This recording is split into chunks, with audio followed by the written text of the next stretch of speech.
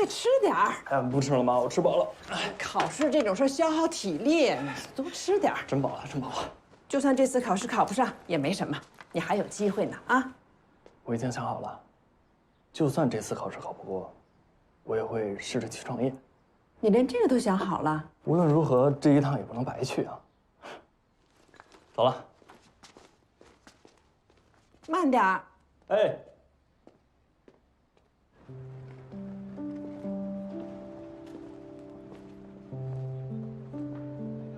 只有做好最坏的打算，才能摆脱3年，放手一搏。赛场之上唯一的敌人，就是自己。学会不再让别人为自己担心，才算得上是真正的长大成人吧。记住，一定好好考，只能成功不许失败啊！千万别吊儿郎当的，听见没有？知道了，爸。知道我为了让你能够当上这个实习生，我托人找关系花了多少钱？你这回要是考不上，别怪我以后一个子儿不给你啊！多少钱以后我都会还给你的。嘿，臭小子，学会跟你爸爸吹牛了是吧？长这么大，哪次不是靠我给你擦屁股？我告诉你啊，这次要是考不上，没下次了。我要进地铁了，没信号了，我先挂了啊。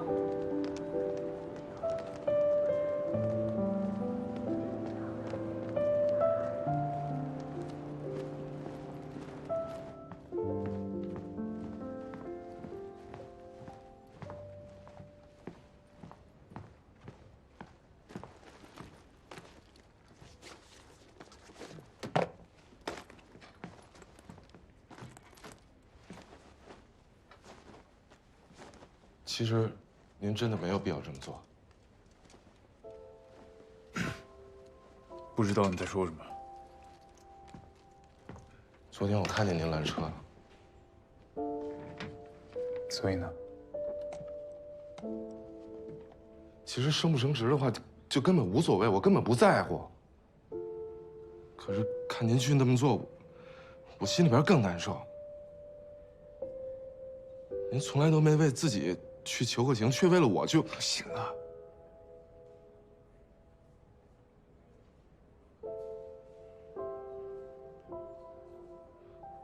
我干脆死了算了。有完没完啊你？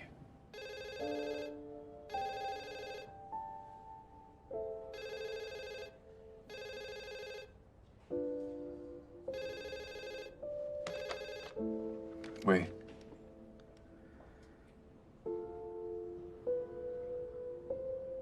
明白了。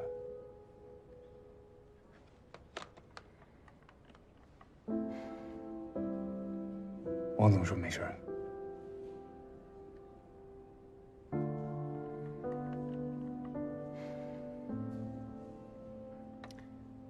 没活干了。谢谢师哥。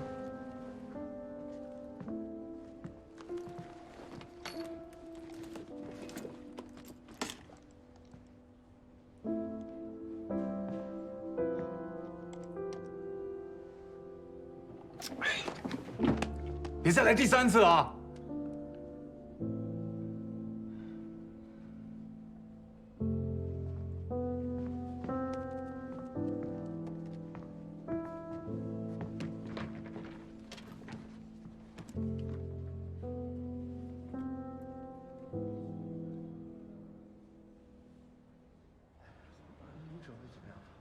特别紧张，高考之后从来没这么紧张过。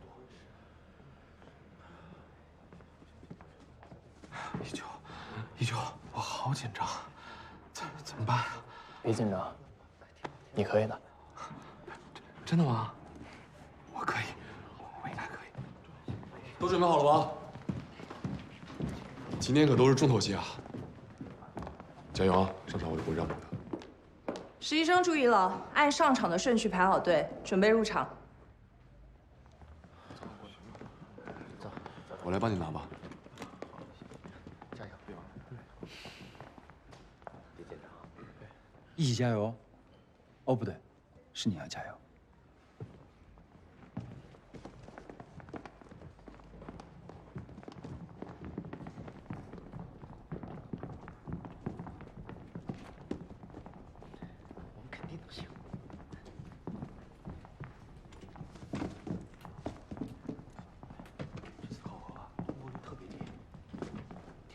3个人，一会儿啊，咱们就把顺序再调整一下，这样千万别慌。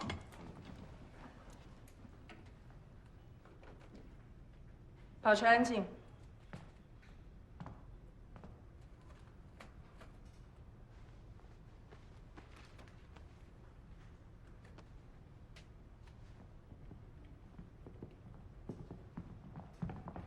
徐总，都准备好了。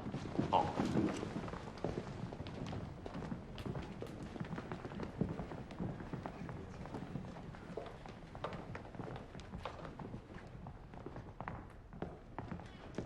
大家都请坐吧。实习生们请坐。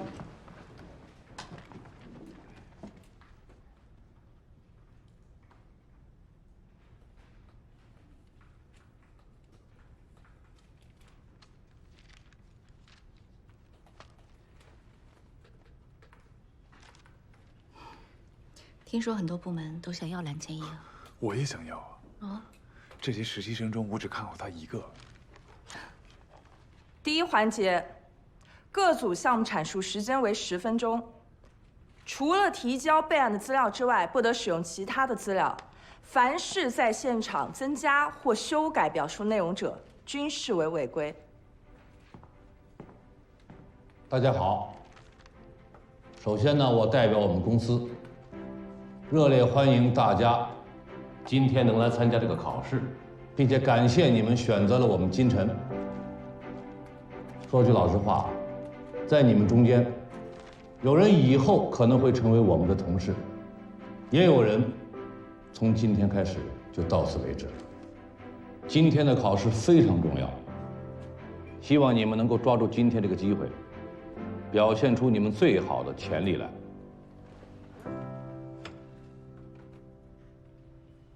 好，考试开始。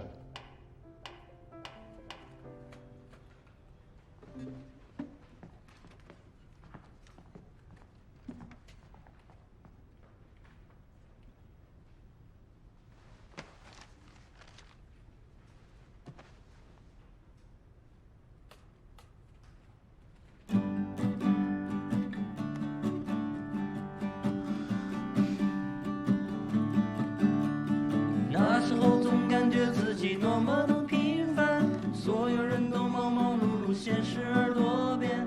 所以每当生活让我心酸的时候，拿起吉他，唱吧，唱吧呀唱吧，幸好有你，面对这个城市可以不孤单。早知道我们也能有别出心裁了。停！你们这是歌手大赛吗？对不起，对不起，我们要阐述的项目是全民唱吧 APP， 所以特地准备了一个应景的开场，好给各位。看来你们对“阐述”这个词还不太理解，我希望你们回去查一查字典。下一组。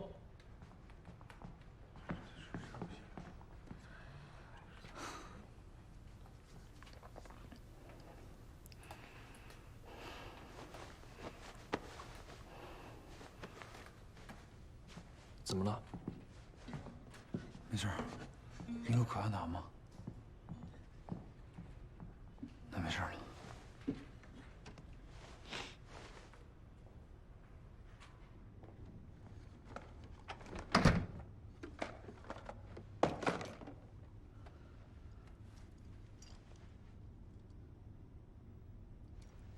又是考试，不知道这次能不能通过。我们这个空气透析系统呢，它有着50多项发明专利，属于国际首创，而且呢，在国际上属于首例。它最大的特点呢，就是安装比较方便，而且不影响室内的装潢。像我们，请你等一下，你这个项目我怎么看着这么眼熟啊？我们是不是在哪里见过啊？这个其实是之前投过的项目，因为是模拟头掘会，所以并没有规定不能用吧？这个事情根本不需要什么规定。我说你们为什么不干脆拿着纽交所上市的项目出来考核呢？早就跟你说过不能用，都怪你，非说能用。什么就怪我？明明是你先弄的，是你说的这个项目好不好？什么我？当初是你说的，那天是不是你？什么叫怪我？明明是你先弄的。行了，下一组。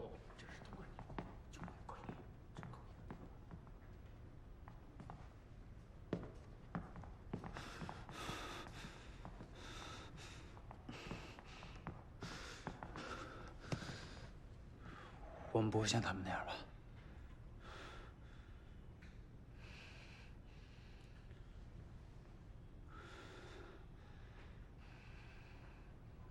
今天我们推荐的项目是任意汇跨境支付平台。在出国旅行、海淘代购愈发流行的当下，跨境支付也呈现了上升趋势。在我国已经高达。请你等一下，我看过你的资料，我记得这个小伙子曾经获得过国际象棋比赛少年组的省级亚军，非常了不起，是吗？是啊，我从5岁的时候就开始学棋了。那你为什么没有成为专业的棋手呢？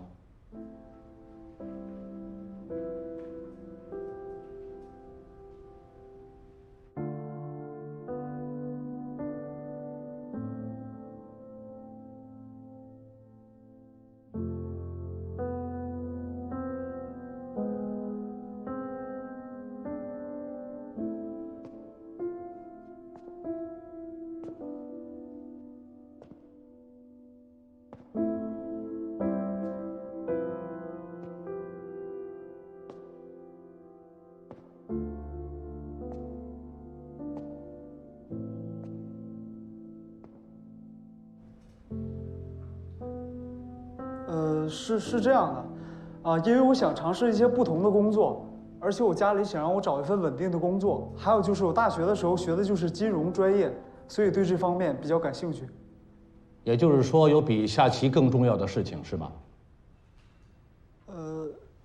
是的，当然是。比起作为一个职业的棋手，我更想成为一名专业的投资人。你是因为想做未来的投资人，所以放弃了国际象棋，是吗？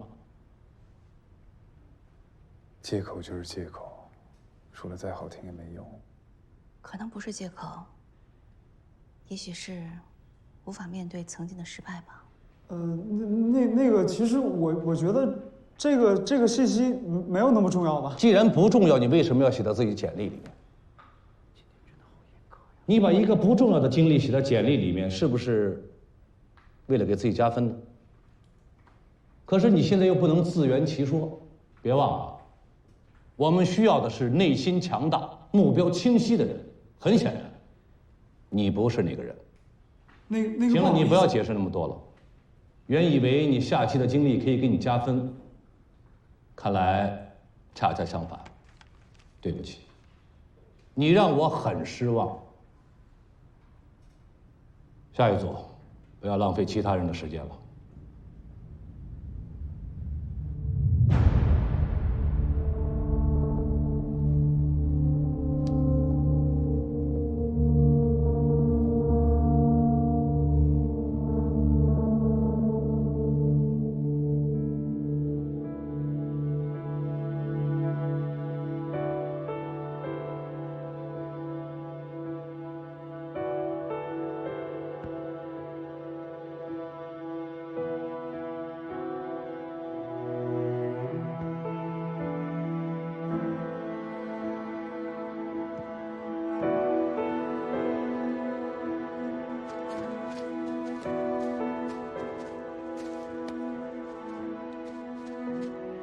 郝帅，过来。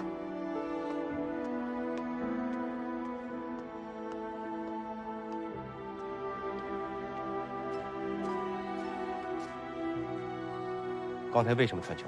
他机会比我更好。不敢就是不敢，少找借口。我没有不敢。把衣服脱了，跟我回家。下去，给下一组腾时间。除非发生奇迹，不然这回我们一丘肯定是悬了。还记得那会儿，咱们最后一轮面试吗？曲总给我留下的心理阴影，至今还印着呢。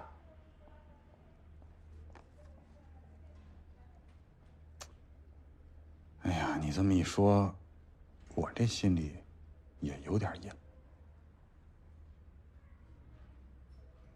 我觉得还好吧。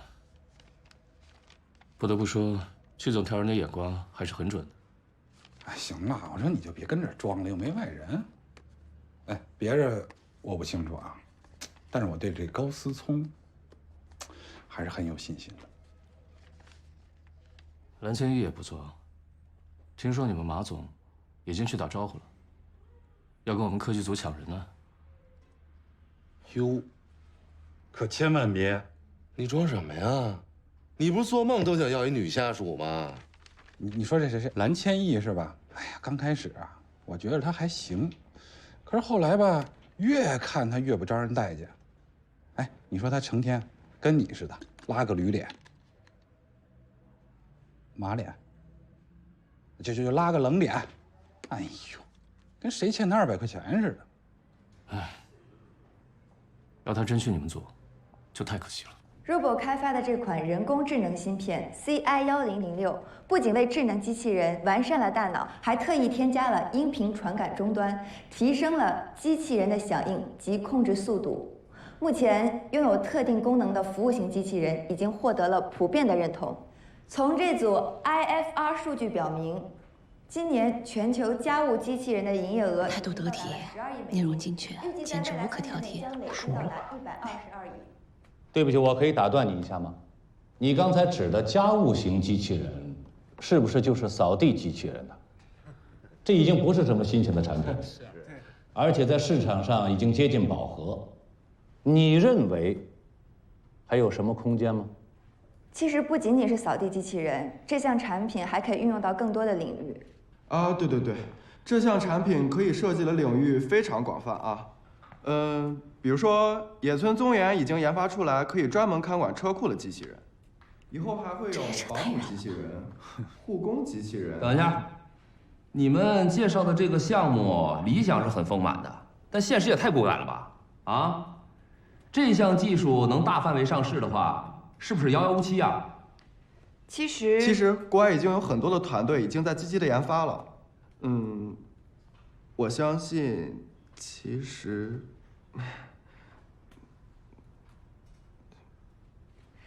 实现这项技术并非遥遥无期。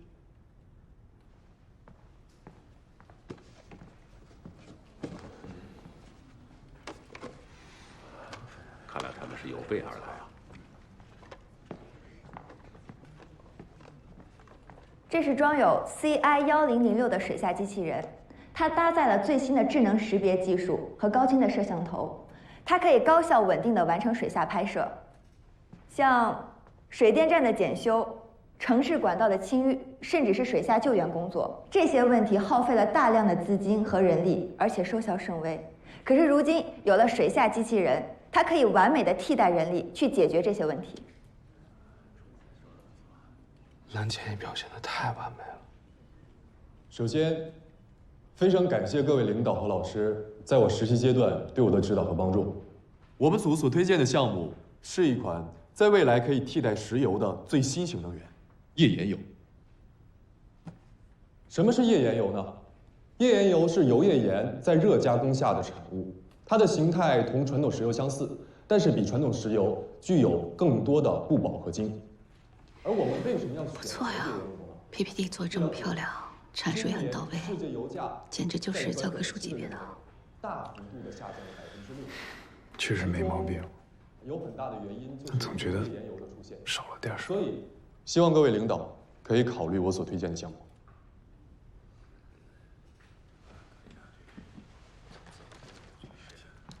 你们觉得怎么样啊？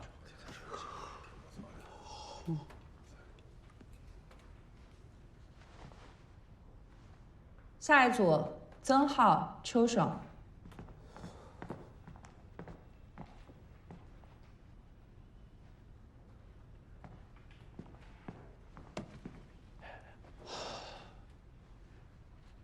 各位领导好，我是曾浩，他是邱爽。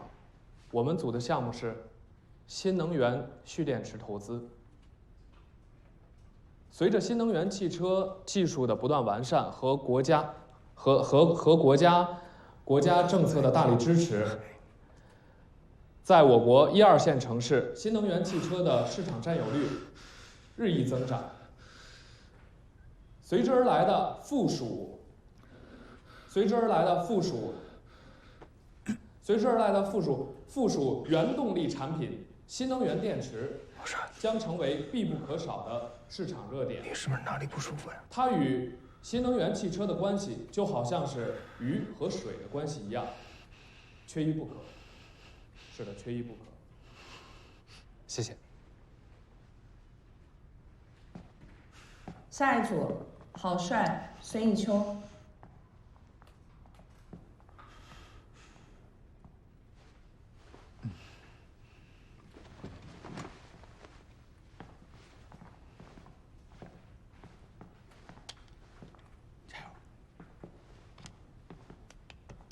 终于等到压轴的了。千万别有期待。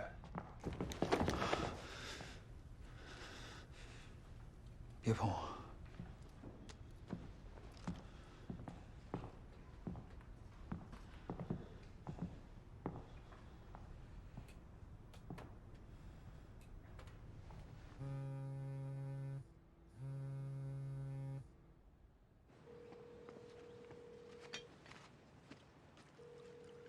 我跟你说过，这小子现在越来越混了，你打一样不接。还不是因为你，但凡你跟小帅能正常说几句人话，他至于连我的电话都不接吗？爱接不接。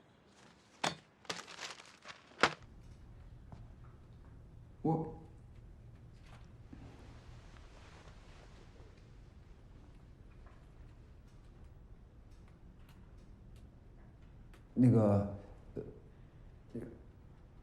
我们要投资的项目是，对他说情感咨询平台。无论人类的社会发展到什么地步，情感永远是他们，不是，情感永远是我们永恒追求的目标。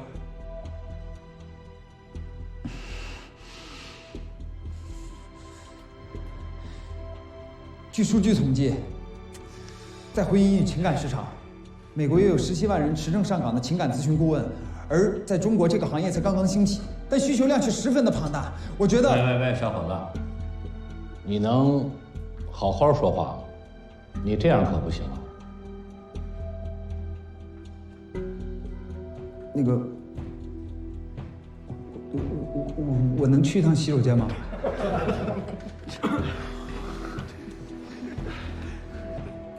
紧张到这种地步，是太在乎结果，所以被杂念缠住了吗？这样下去只会越来越糟的。现在吗？可以，但是你们要记住，这算在你们的阐述时间里。你们现在还剩7分钟。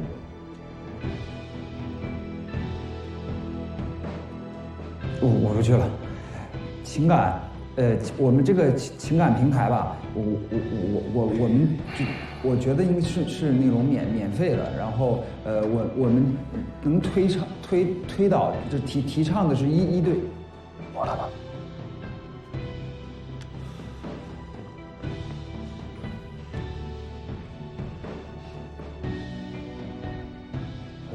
接下来由我来阐述。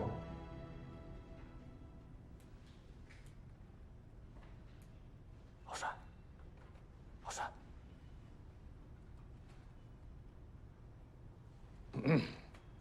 这小子行不行？我们将会为大家提供免费的线上咨询服务。可能很多人会有疑问，我们既然是免费的，那怎么去收回这些请专家的费用跟成本呢？怎么收回成？我就知道。他到底想说什么呀？这可怎么办？明明心里想的已经很清楚了，怎么就没有办法用流畅的语言表达出来呢？缺乏演讲能力的事实，就算心态再好，也没有办法掩盖啊。我怎么生了你这么个废物？辛辛苦苦供你念大学，你可倒好，放着好好的书不念，跑去搞什么创业，这回好了吧？毕业证都拿不到，我还得花钱吧？我看你啊，你别在外面瞎折腾，早点回来娶个媳妇儿。我和你妈还等着抱孙子呢。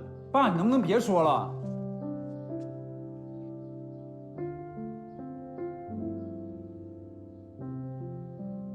你根本就不了解我，总有一天我要向你证明，你一直看错我了。这次面试失败，一定会又被看成废物吧？可越这么想，就越无法冷静下来。可能有很多人会有疑问，我们既然是免费的，那怎么样去收回这个成本呢？我们是想通过网友。他是怎么做到的？说成这样，都可以不放弃，不退却。他是用外星语在表达某种逻辑吗？不管怎么样，我好像有点明白了。我没明白。无论别人怎么看，都不为所动。只要知道方向，就坚定地按照自己的方式走下去。那不就是我的风格吗？可是，照这样说下去，项目可就全完了。和影视公司进行一些，还是让我来吧。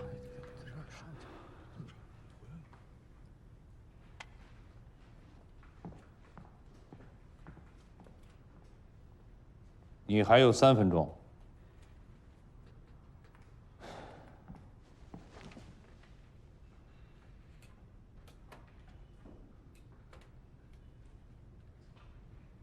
其实我们大多数中国人并不太擅长表达。我觉得呢，这个是我们的文化形态导致的，但是不擅长并不代表我们不关注。对，我们只是通过别人的情感故事来寻求自己的这种情感的安慰和共鸣。你看啊，这几年大多数的这种关于情感类的微博大 V， 郝帅的阐述直击人心，瞬间就征服了全场。在仅剩不多的时间里，就将项目的要点和魅力清晰有力地传达出来，甚至完全不亚于蓝千亿。他不仅扭转了败局，也扭转了所有人对他的看法。他找回了勇气和自信，不管到底他是在向谁证明着自己，现在他都做到了。哎，老马，我想听听你的想法。好，曲总。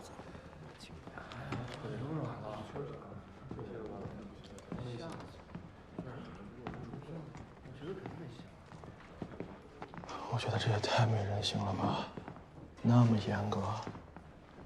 就是啊，吓得我连气都喘不过来。这下麻烦了。蓝千，哎，蓝千，你等等我呀！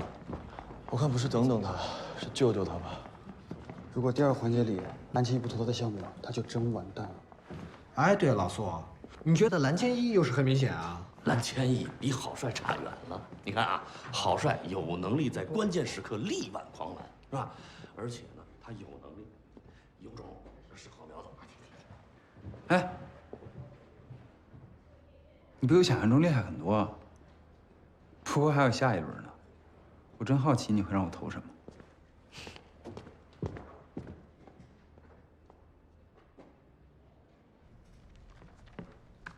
跟我们那时候一样，最直接有效的招数就是少一个比你弱的对手。明明就是很担心小孙，还非要装作不在意，何必这么绷着呢？别老说那些没用的。你呀，说到底还是放不下以前的事儿，所以活得这么拧巴。我拧巴吗？于总，什么时候连你也变成心理专家了？我倒建议你啊，真去做个心理咨询。他们项目里那个平台就很不错啊。我看起来像有病吗？有没有病你自己最清楚。哎呀，以前那个热情率真的大男孩，到底去哪儿了？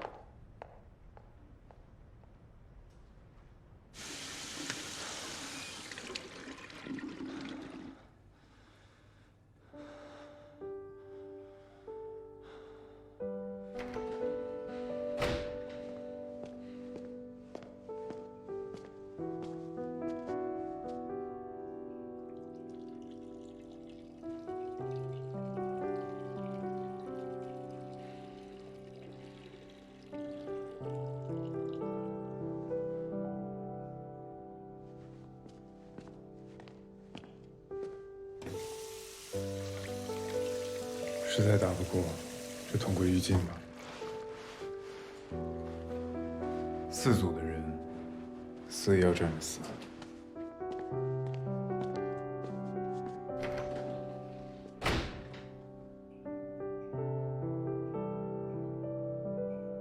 未到终局，焉知生死？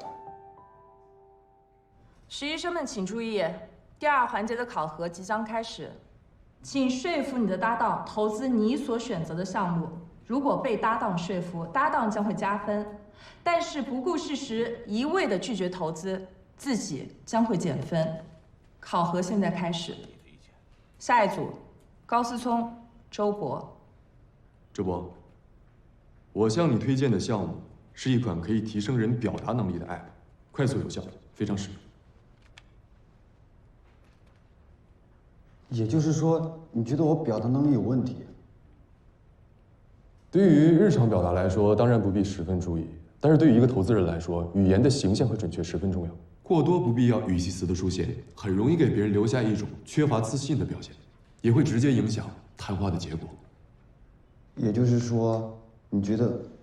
你看，通过这个软件的监控和提醒，你在这段时间里与我对话过程中，总共说过56次的，也就是说130次的那个，和80次的那个。其实我们在日常生活中并不能及时意识到自己语言表达的这些问题。有了好好说话这个项目的监控和提醒，我们就可以及时发现，随时改正。这是通过大数据测算之后的平均样本，大家可以看到，用户在使用该软件之后的1周之内，无效用语使用频率明显下降。所以，只要通过坚持和巩固良好的语言习惯，就可以实现。可是，你怎么能确定会有多少人用这个软件呢？这是该软件上线3个月以来的用户增长曲线。大家可以看到，平均每周的下载量超过了5000，用户的留存率也是高达75.2%。所以，无论从哪个角度来说，这都是一个极其优质的项目。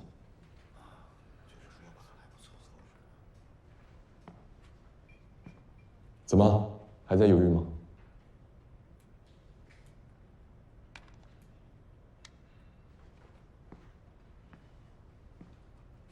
本来之前也有那个项目，说好让你来做项目战术，最后却不得不换成我。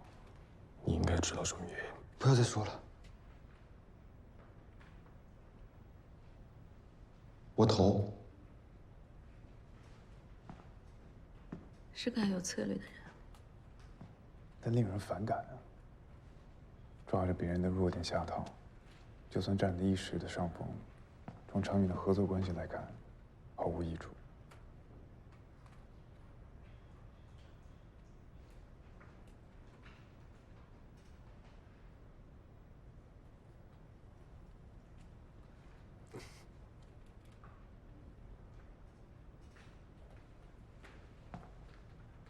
你居然偷拍我啊！你别急啊，一会儿你就可以解气了。今天我要为我的搭档蓝千亿推荐的项目是一款专门为职场女性量身打造的解压神器，请看屏幕。女王在上，一款非常具有针对性的游戏平台，它整合了很多种操作简单的小游戏，非常适合女性玩家。除此之外，它有一个最大的亮点，就是它添加了可以更换头像的功能。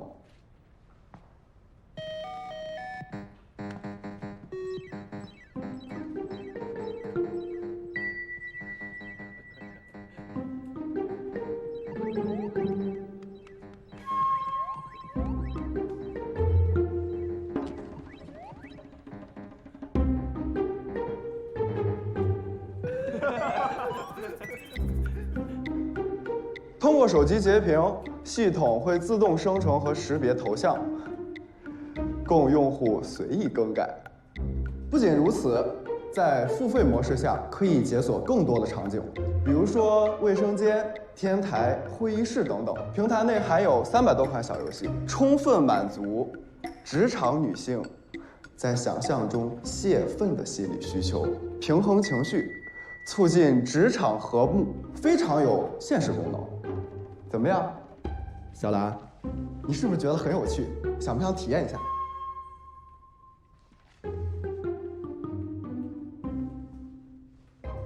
对不起，我不投。第一，这款 App 针对职场女性设定的本身是带有偏见和歧视的色彩，预设了它的用户群体是情绪化、缺乏理性及自控能力的。第二，我并不认为通过这种方式真的有助于解决现实的问题。一个女性如果受到了不合理的对待，她应该诉诸法律和舆论，而不是让他们排解心情了事。那只是你个人的看法，又不能代表所有人。那么第三，这个项目缺乏核心技术上的创新，虽然它投入很小，可是它极易被复制，不具备长期投资的价值，在竞争激烈的手游市场当中，并没有任何的优势。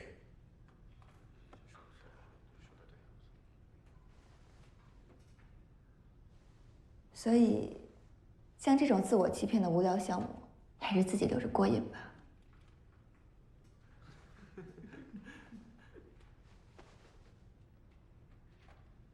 下一组，郝帅、孙艺秋。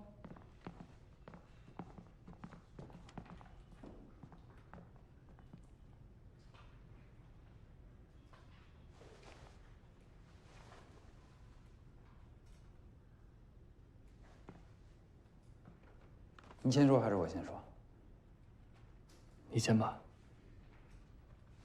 好，孙艺秋，我今天要给你推荐的项目是特丽女装。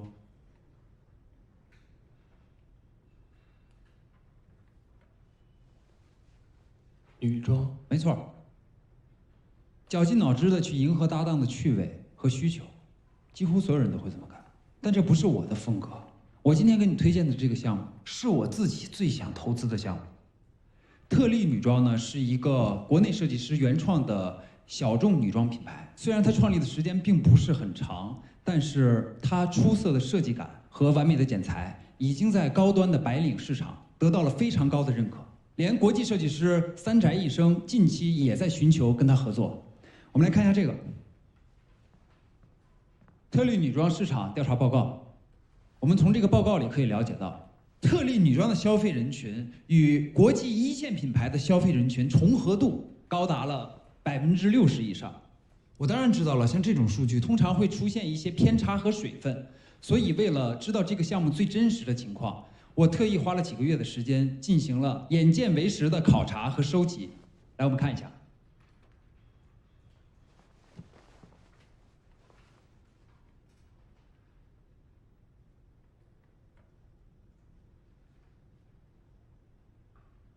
这些照片是我拍的，他们身上穿的服装都是出自特丽这个品牌。从他们这些人的配饰上，我们不难看出 LV、古驰，甚至是爱马仕。正是因为这些品牌的存在，让我坚定了对特丽女装的信心。它是目前为止我见过的最有潜力打入国际一线市场的国产品牌。当然了，为了得到这些最真实的市场数据，我也承受了不少的误解。原来偷拍不是因为他变态，而是为了考察项目啊。也不会是个疯子吧？为了一个项目，居然付出这么多。但是我觉得呢，这些误解对我来说都不算什么，跟我的梦想还有我的目标比起来，这根本就不重要。我的梦想就是我最初想要成为一个投资人的动机，那就是打造一个属于中国的国际一线品牌。我们中国是全球最大的奢侈品消费市场，可是我们却没有任何品牌可以跟阿玛尼、GUCCI、LV品牌价值一样高。你不觉得这是一个非常非常奇怪的事情吗？所以我立志要找到这样有潜力的项目。小伙子，你的野心不小啊！你能告诉我你的野心从哪儿来的吗？我的父母就是做服装白手起家的，我亲眼目睹了他们整个创业的艰辛过程。他们那个时候卖的衣服大概就是仿冒各种国际大牌，虽然能挣到一些钱，可是我的童年并不是很好过，因为我经常被身边的小朋友叫成卖假货的。所以那个时候我就下定决心，我一定要打造一个属于中国的国际品牌，来洗掉我的耻辱。不管能不能实现，他还是挺有志气的。这小子还真有点意思。所以，你愿意投资给我的眼光和心血吗？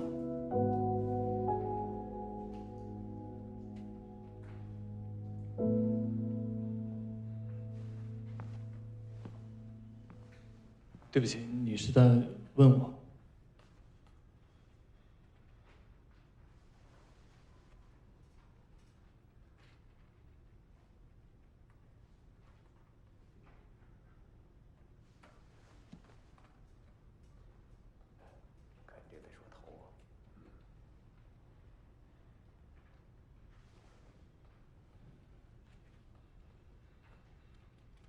我的选择是不倒。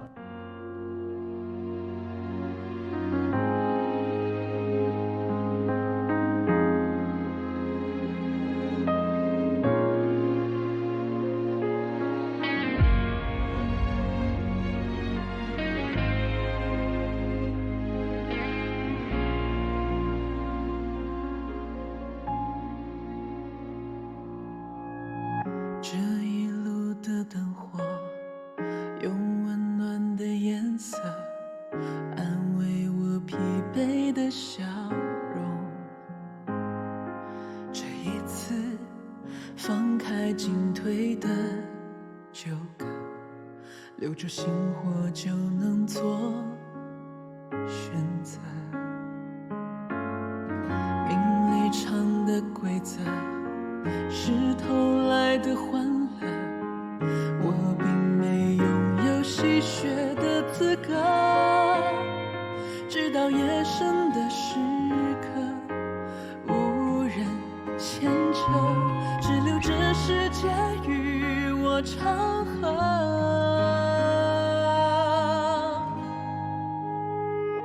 谁在世俗写的剧情之中用力演出着？谁在精致面具背后沉默冷眼看着？在恍然这一刻，终于明白泪水难得，又何必苦涩？谁在星火点的光芒之中努力燃烧着？谁在涅槃之后理解谁的活着？人生从此清澈，何必在乎？